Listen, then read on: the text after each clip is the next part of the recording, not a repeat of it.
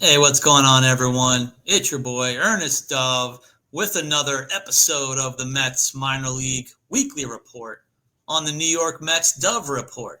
It's that time. I know it's the week. By next week, I don't know if how sad I'm going to be as more trade done things tend to happen, but let me at least enjoy my prospects the best that I can, guys. Give me this 1 week. Let me at least wrap up the players and minor leaguers that are still currently at the moment with the Mets organization. Uh, Maybe this way I'll start all the way up at the top in AAA, make my way all the way down. But I want to talk about some other stuff as well. We have a player that's really hot recently, like in the last few days. He figured something out. I want to talk about it on the show because he's one of the top prospects in the organization. Now I'm going to talk about how he might be ready to take off. I'll get into some of the other players, some thoughts, insight, and more. But let me go ahead and start it. Let me get all the way at the top. AAA, got to talk about Drew Gilbert. He's been on fire for a while now. This week, he already has a 4-hit game and a 3-hit game. He's got a 2 home run game. Also, with a couple of doubles this week over the 6 game period. Overall, in July, he's hitting 329 with a 395 on base percentage, 671 slugging, 1.066 OPS. I know everyone's asking at this point. It's probably time for Drew Gilbert to make a major league appearance. But you know how things go. Everybody wants Tyrone Taylor replaced in a second. But, if Gilbert comes up and goes 0 for 4, everybody will freak out. But I do think it could soon be time. Possibly after the deadline, whoever's still left, I want to see what they want to do because, again, now after August, if guys hit the IL for some temporary reason or long term, could we now start seeing these top prospects being called up like a Drew Gilbert? Another guy I think might be almost the next man up, depending on pitch command, which he's messing with me again this week. Dylan Ross. He's the fireballer. He's the guy that can go 99 to 101, 102, but he also has a plus splitter. Uh, he was doing really well for a while. I think in June he had about 5 outings in a row with no walks total. He's been doing good so far. This week in AAA, 2 hitless appearances, but the command issues have resurfaced again. Going to be something, obviously, to have to worry about once again for the hard throwing Dylan Ross. But I still say to keep an eye on him in August to see if his name might get called. Again, post deadline, we already have Gregory Soto. Maybe they'll make more moves into next week. But into August, if there's a temporary need, you got to do it, hopefully, from within. I could see a guy like Dylan Ross rather than another waiver wire veteran through the stretch run. Might as well talk about the 2 other top pitching prospects at the level. Brandon Sproat, who basically went no earned runs every outing in July until this week. Finally gave up a couple of runs, 5 innings, 5 hits. They were 3 singles, 2 doubles, 2 earned runs, 2 walks, 3 Ks. Again, first runs allowed in July. We can allow him this. Over the 4 starts total, not bad. I still like what's going on with Brandon Sproat. I'm the guy that was reporting it from a month or so ago. Staff thought he was going to soon take off and be more consistent in what he was learning through this season. Now he's starting to put it together. Maybe that's also why Stearns has been holding him back, waiting for the consistency to come with his overall pitch command. Because again, he was learning at least one new pitch and still kind of going into things in different approaches. That was my understanding about a month or so ago.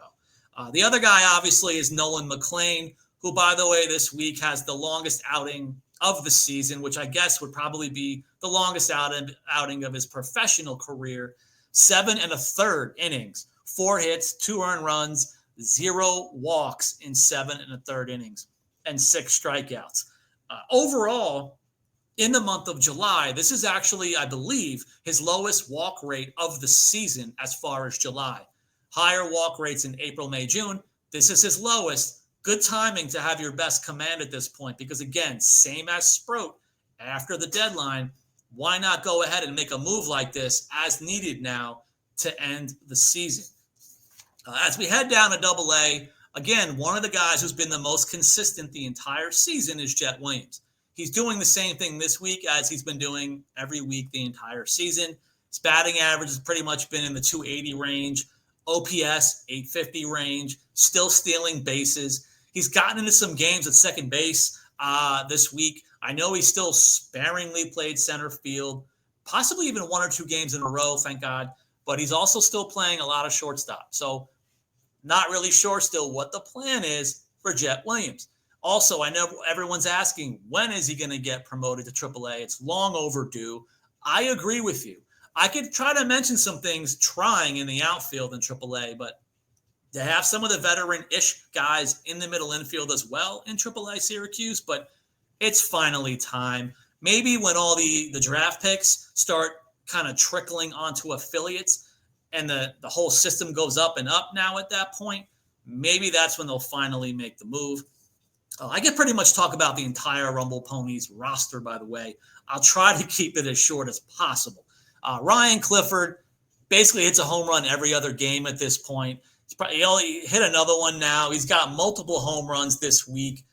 He has hits in all 6 games that he's played this week. So he's on a 6-game hitting streak as well. Not bad. And again, home runs in 3 of the 6 games. He's a streaky hitter. Here's the hot streak again. Walk rate, K rate, it's been kind of similar, up and down. The K rate still not the sexiest. The walk rate is really good. He's going to be an OBP guy probably one way or another. He's a monster human being. They have him still playing corner outfield spots. He even played left field now to go at right field. But then he also has played, obviously, the position of first base, which I would continue to say that would be the major league position overall for Ryan Clifford one way or another. We won't get into the topics about who's kind of blocking him of sorts in the major leagues, but that seems to be possibly the best position for him. Then there's Carson Bench, who I just started talking about now at the end of the week with his home runs in 2 consecutive innings on Sunday. He is on fire pretty much all season. He was doing it in Brooklyn. They push him up to Double-A. He seems to be not even an adjustment needed. He's got a multi-home run games now to end the week. He's been flirting with a 350 average and a 1,000 OPS the whole time now overall since he got promoted to Double-A. Talking with some teammates, I'm asking, can he play center field? Is he more of a corner? I was basically told, he can do anything. It really doesn't matter. Don't ask. They say he's solid. He's going to be successful regardless at all 3 positions and with a bat. They just feel he's absolutely legit. Honestly, at this point, I would state, not really, I don't even know if it's a hot take. I say Carson Bench is the number 1 hitting prospect in the organization today. And I know what that means. I know there's a guy ahead of him, ranked even higher than him in the MLB top 100 prospect list. And I still love Jet Williams, but that's still my opinion and feeling based on overall makeup, defensive ability. I like the way he goes oppo a lot naturally with his power. That's why I'm claiming him at this point the number 1 hitting prospect. Going down the line, one of my favorites, so I'm going to talk about him as much as I possibly can. DeAndre Smith. He's the kind of super utility Swiss Army knife of the Mets organization in the minor leagues. I've been talking about him for a while, even from last year. I've interviewed him. Very kind, young, humble young man who felt that I'm still growing. Even as a college bat, I feel like I have more to learn and more to give. And here we are now, ending out through the last week of July. DeAndre Smith at the Double-A show me level is actually having the best overall season of his pro career. He's hovering now around 270 with a 750 OPS. Not a lot of power that he's been showing. He also has 18 stolen bases, at least through the weekend. I like a lot of things about him. I like his speed. I like the versatility to play between 4, 5, possibly even 6 positions. He can play infield and outfield. I think he could be a super utility guy to give him a possible shot in the next couple of years. Let's go ahead and talk about the former top echelon prospect in the organization, Kevin Parada. The return, the resurgence. Kevin Parada all of a sudden is a prospect again. He's been hitting for weeks, even going on a month and a half at this point. When I start asking around through the coaches, I'm asking teammates, I'm asking pitchers, and all of a sudden now, if you've seen my interviews with Zach Thornton, if you've seen my recent interview, please check it out with Jonah Tong, the top pitching prospect in the organization. They have mentioned and singled out Kevin Parada as somebody that they're working really well with behind the scenes. They like some of the game calling. They like the coordination between Kevin Parada, coaching staff, and the pitchers in game prep. This is all positive things right now happening for the former first-round pick. This is pretty exciting times. Does that mean it's going to continue and now he's a star again? Is he going to be the backup or fighting with Francisco Alvarez in a year or two? I have no idea. I want to kind of put the brakes on the super excitement, but they feel that Kevin Parada hot streak is real. They feel like this is something he can be. This isn't a thing now that it's just kind of flying the pan, doing what he can right now. They think it could be sustainable, so keep an eye on Kevin Parada for the rest of the year. As far as the pitchers, I still continue to like Jack Wenninger. His ERA has been going up a little bit now in July. And what's also happening is the walk rate. I believe his walk rate in July through the weekend now in his last start this weekend looks like it's the highest walk rate of any month this season for Jack Wenninger. I want to see, what's going on with that. Is it just kind of the end of the season blues for arms? Because again, I believe he's a super talented guy. Coaching staff believe he's the real deal.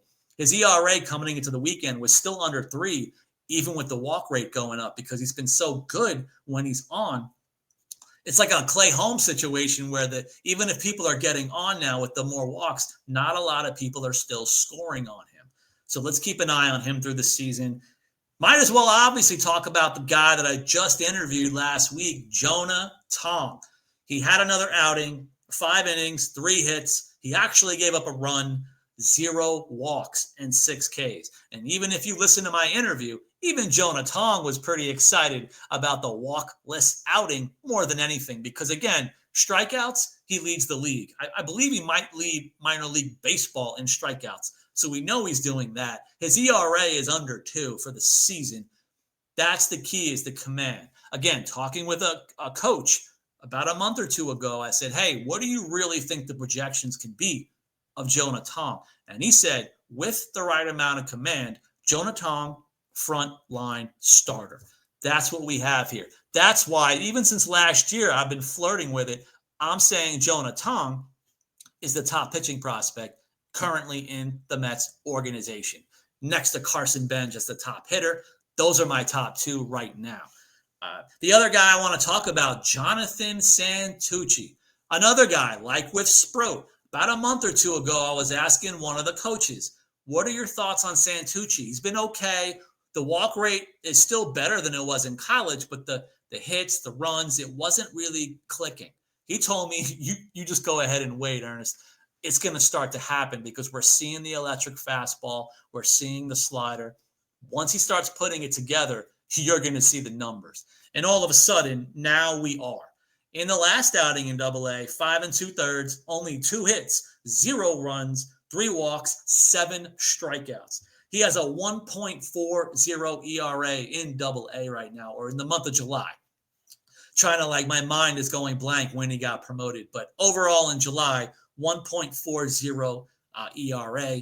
He continues to look fantastic. I've said it online. I'm not saying it's a true comparison, but just using the Mets-centric comps, Jonathan Santucci might be David Peterson 2.0. You keep an eye on that. And if it even comes close to happening, please make sure you remember where you heard it first. As we head down to high A, now we get into some of the younger players and some of the college arm types that were kind of not sure how they were going to be this year and going forward. Let's start with the youngster, Marco Vargas. I have not talked about Marco Vargas a lot this year because the 19, just recently 20-year-old, he's been struggling because he got even pushed up to high A at such a young age. But it's all of a sudden now, quietly this week, 7 for 24. That's a 292 batting average. Yes, I did my math. Now, here's what matters with Marco Vargas. In these 6 games, in this past week, 4 walks to 3 Ks. Now, that is something that reminds me more of Marco Vargas because he's been kind of struggling up and down this year, again, being pushed up the levels. This is the kid that I remember from last year in the low levels who literally was ending the seasons with more walks than Ks. Now, all of a sudden, he might be adjusting now to the high A level. This is a really good week. I want to see how it continues to go. Then we get into pretty much the whole season for AJ Ewing. AJ Ewing's the guy that hit about $1 million in low A before he finally got promoted to high A. He's gone through an adjustment period, but he got over it fast. Now, all of a sudden, high A, he's got the 292 batting average. He's got the 800 OPS in high A. And he's got all the stolen bases. And defensively, he can play center field. This is really good sign. I really like AJ Ewing. By the way, I'm only going to say this in this video, so if you hear it and you watch it, you're seeing it. I heard some concerns now. I'm worried, and I got to hug AJ Ewing. I'm worried he's being sought after by at least one other team. Again, you're hearing it right now on this show. So if you listen to it, you're going to know because I'm not putting that on X. But I'm worried. So if he gets picked up this week, you're going to say you actually heard it on the New York Mets Dove Report. As far as pitchers, I want to talk about Nate Dome. I've been talking about him for a while. He's one of a group of guys. I'll even mention the other two. All three of these arms, I was told in spring, really good arms, player development arms. None of the three they wanted to see what they have in them, player development, adjustment wise. They wanted to know because these guys were work in progress. Nate Dome is one of them. He pitched 3 scoreless this week, which is something I can understand. A lot of guys are piggybacking, and I think Nate Dome is one of those guys, even from college, they wanted to be conservative with him ever since they drafted him. So I was not expecting many innings in any outing this year. So he may even not go any more than 3 or 4 the rest of the year, would be my opinion and assumption based on things I even heard from spring and what's happening right now in the box scores. But again, now overall for the season, Nate Dome, 2.62 ERA. Very solid season. Now let's get into a lot of the same information, but this time we'll say Will Watson. He's a guy in spring where the staff said, electric arm, he needs work as well to refine it. Here we are now in July. This week, 4 2/3, 6 hits, 1 earned run, 2 walks, 8 strikeouts. Season ERA, 2.25. Now, this is a guy who's had a little bit of command issues, yet again, I just said 2.25 ERA.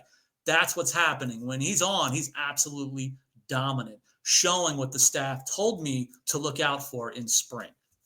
The other arm, I was told that he was kind of a surprise, kind of a we don't know arm as well last year, I believe.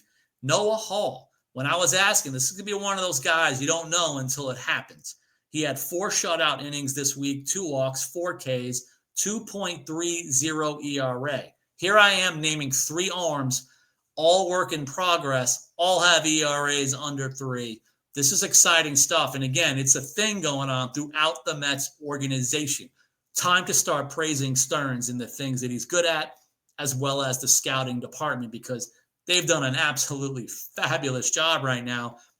And a lot of the draft picks recently are doing really well.